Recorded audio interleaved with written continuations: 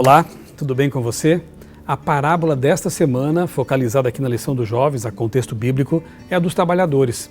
Interessante que a tirinha traz assim a seguinte frase: para Deus, mais importante que o quando é o como. Ou seja, não importa se a pessoa foi chamada há 10 anos, há 15 anos, há 5 anos, ou se foi chamada agora. Claro que andar mais tempo com Deus é um privilégio, é uma bênção.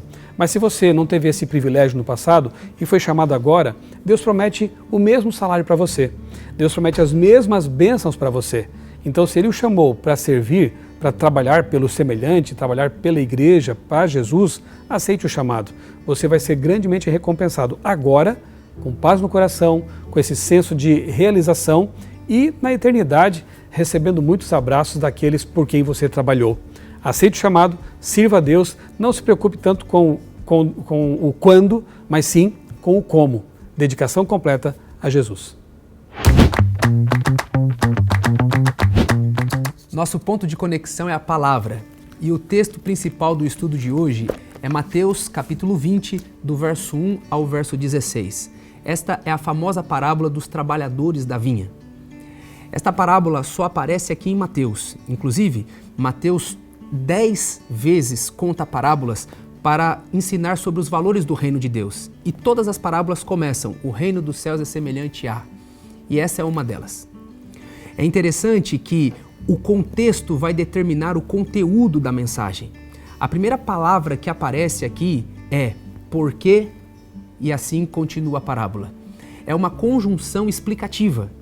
Ou seja, Mateus capítulo 20 está diretamente ligado com o capítulo 19. Então nós precisamos entender o que aconteceu no capítulo 19. No capítulo 19, Jesus estava conversando com um jovem rico.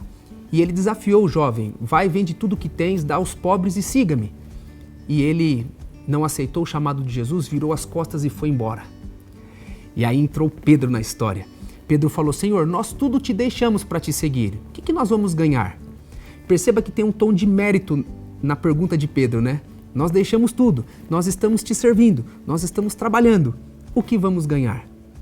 Jesus olha para Pedro e diz assim: Pedro, quem me segue recebe 100 vezes mais aqui, mas no porvir a vida eterna. E aí começa então agora a parábola, porque o reino dos céus é... E aí ele conta a parábola dos trabalhadores da vinha. Sabe, o ponto principal desta parábola é enaltecer a graça de Deus em detrimento do mérito humano. O foco desta parábola é a graça. Jesus fala de um proprietário de uma vinha. A vinha era um grande terreno com várias videiras, plantações de pés de uva. E ele queria trabalhadores. Era muito comum naquela época os empregados irem até as praças e serem contratados ali na praça. E esse proprietário vai 6 horas da manhã, porque a jornada de trabalho era das 6 da manhã às 12 horas. E ele combina com os funcionários das 6 horas pagar 1 denário para esses funcionários. 1 denário era o valor de um dia de trabalho. E esse grupo vai então e começa a trabalhar na vinha. Só que o proprietário volta às 9 da manhã, contrata mais. Meio-dia, contrata mais. 3 horas, contrata mais. E 5 horas da tarde, contrata mais. Quando eles terminam a jornada, o proprietário pede para o seu administrador fazer o acerto. Só que aqui tem uma surpresa. Ele começa a acertar com estes que trabalharam a partir das 5, ou seja, trabalharam 1 hora só. E estes ganham 1 denário. Eu imagino os demais que trabalharam muito, pensando: nossa, se eles pagou 1 denário para quem trabalhou 1 hora, será que nós vamos ganhar 12 denários? Aqueles que começaram às 6 da manhã talvez pensaram, né? Mas para surpresa de todos, todos ganharam 1 único denário. Isso causou uma certa insatisfação e aqueles trabalhadores começaram a questionar o dono da vinha. Mas por quê? Eles ganharam 1 denário e nós também. Nós trabalhamos mais, nós temos mais mérito. E aí, a resposta do patrão é surpreendente.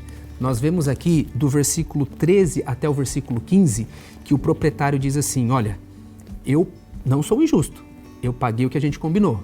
Segundo, o denário é meu, eu faço o que eu quero. E terceiro, eu sou bondoso. E assim encerra a parábola. Mas como eu disse, o foco dessa parábola é a graça de Deus. E 4 verdades sobre a graça de Deus a gente aprende aqui.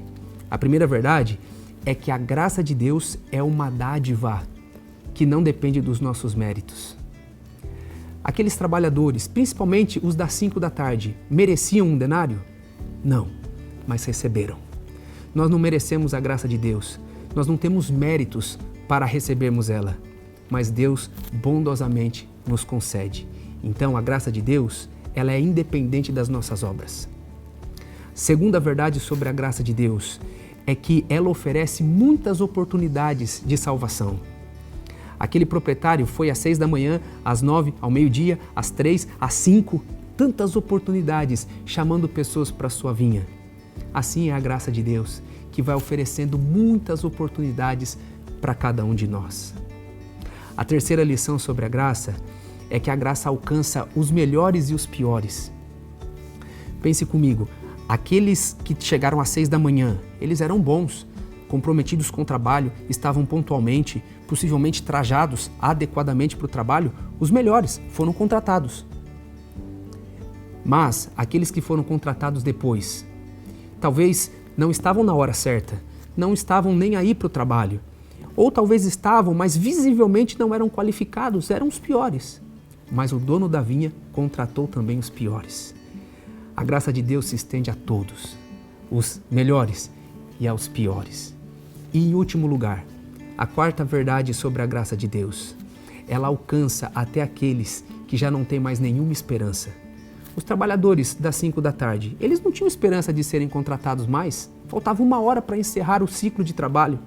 Eles estavam ali conversando e quem sabe até lamentando o dia perdido, mas o proprietário contratou eles. Isso indica para nós que a graça de Deus alcança até aqueles que não têm mais esperança. Em outras palavras, que privilégio recebermos a graça de Deus. Uma graça que nos alcança independente dos nossos méritos. Uma graça que dá oportunidade de salvação. E uma graça que transcende até mesmo quando nós não vemos mais esperança em nós mesmos. Que possamos agora receber essa graça de Deus em nossa vida com muita alegria. E aí, Beto?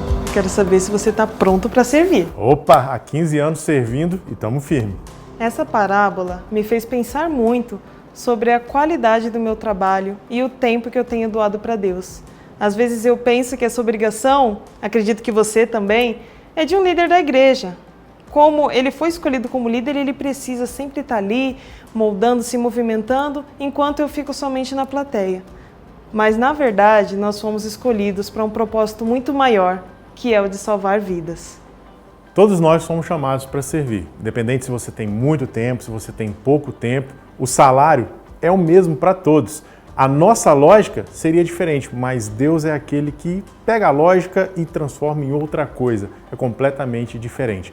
Então, se você tem pouco tempo ou muito tempo, não importa. Todos nós somos chamados para o mesmo propósito, salvar do pecado e guiar no serviço. Bom, Beto, eu estou servindo há menos tempo que você. 8 anos para ser mais precisa. E você, tem servido há quanto tempo? Coloca uma coisa na sua cabecinha. Não importa a quantidade, sim a qualidade desse serviço.